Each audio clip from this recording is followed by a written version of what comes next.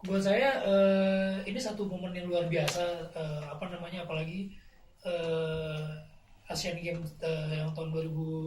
2018 ini bisa diadakan di dua kota, apa namanya, di Jakarta dan Palembang. Saya lihat tadi Palembang juga pembangunan luar biasa banget, itu gak kalah dengan Jakarta.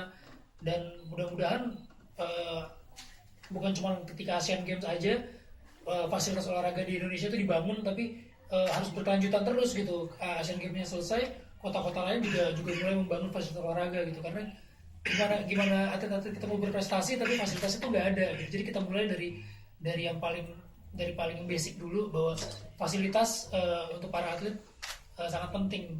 Dan buat saya eh, selain atlet yang sekarang, juga regenerasi dari atlet itu juga harus kita pikirkan gitu. Jadi kita nggak cuma berjaya pada saat ini, tapi untuk kedepannya juga berjaya.